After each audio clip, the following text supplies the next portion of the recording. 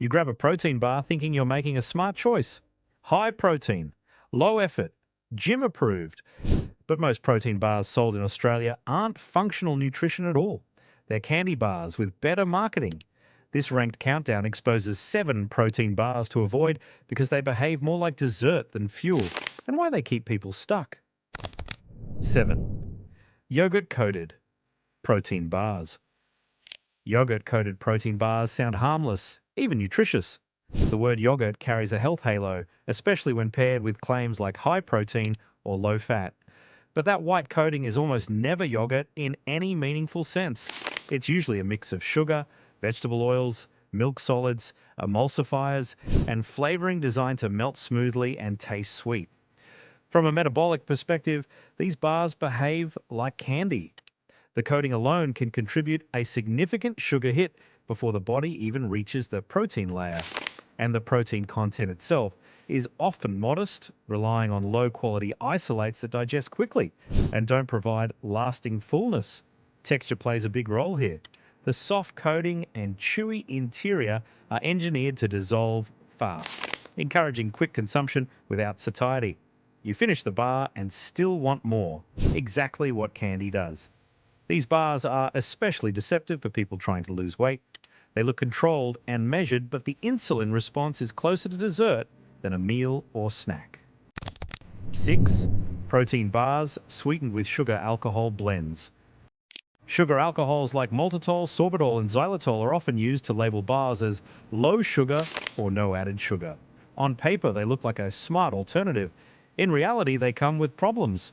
Many sugar alcohols still raise blood sugar significantly, especially maltitol, which behaves closer to sugar than manufacturers admit. On top of that, they're notorious for causing bloating, gas, and digestive discomfort, especially when combined with protein, isolates, and added fibers. These bars often stack multiple sweeteners together: sugar alcohols, artificial sweeteners, and natural flavors.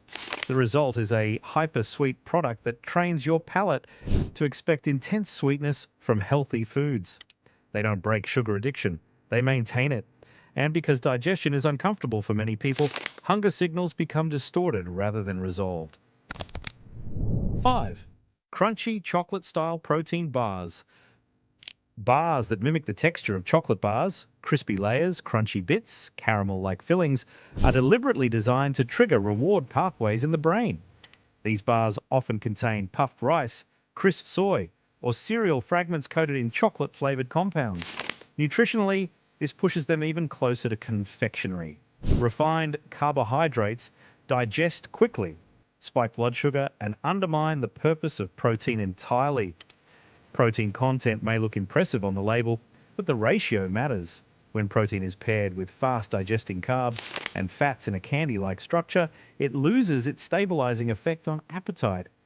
These bars are popular because they feel indulgent, but indulgence is exactly what keeps people stuck in cycles of craving and grazing. 4. Low-calorie protein bars with ultra-long ingredient lists. Some protein bars advertise extreme calorie control, under 200 calories, sometimes under 150. That sounds appealing, but achieving that number requires heavy formulation. These bars usually rely on fiber syrups, artificial thickeners, multiple sweeteners, and isolated proteins to mimic fullness without calories. The problem is that the body doesn't respond well to synthetic fullness. Long ingredient lists are a red flag. The more chemistry required to make a bar taste good at low calories, the more likely it is to disrupt digestion and appetite regulation. Many people report feeling unsatisfied after these bars, leading to compensatory eating later. They don't solve hunger, they postpone it briefly while increasing mental food noise. 3. Natural protein bars made with syrups. Bars marketed as natural or clean often swap refined sugar for honey, rice syrup, agave, or date paste. While these sound better, metabolically they behave very similarly. Syrups are concentrated sugars. They digest quickly, spike insulin, and provide minimal satiety. When combined with oats, nut butters, and protein powders, they create bars that feel wholesome but function like candy. The biggest issue is perception. People eat these bars more frequently because they believe they're safe. That frequency turns occasional sugar exposure into a daily habit. Natural sugar is still sugar when it's concentrated and stripped of fiber and water. 2. Meal replacement protein bars disguised as snacks. Some protein bars claim to replace meals. They're large, dense, and heavily fortified with vitamins. The problem is that they're engineered, not nourishing. These bars often rely on isolated nutrients rather than whole food matrices. They may technically meet nutritional targets, but they don't interact with hunger hormones the way real meals do. Because they're eaten quickly and without chewing effort, they fail to signal fullness properly. People eat them between meals, not instead of meals, stacking calories rather than replacing them. This category is dangerous because it blurs boundaries. Snacks become meals. Meals become snacks. Appetite regulation breaks down. 1. Candy disguised protein bars with chocolate, caramel, and fillings. These are the worst offenders. Bars that openly resemble candy bars, chocolate-coated, caramel-filled, layered, glossy, are not basically candy. They are candy. Protein is added as a marketing tool, not a functional ingredient.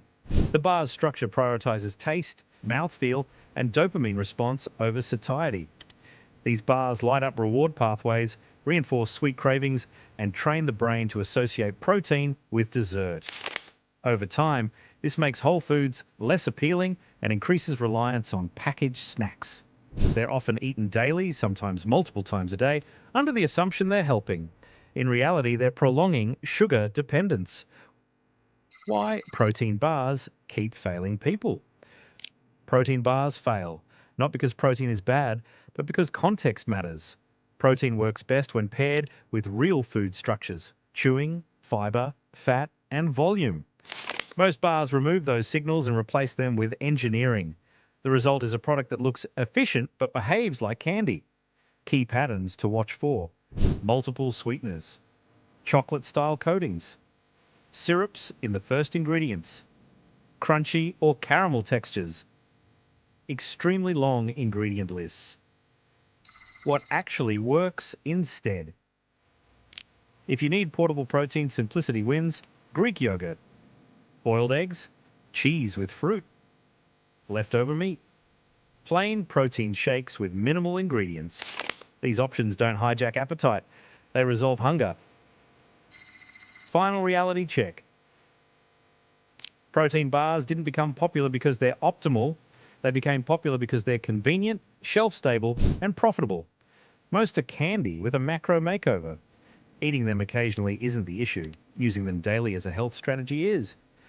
Once you stop outsourcing nutrition to bars designed for taste first, hunger becomes quieter, energy stabilizes, and food decisions get easier.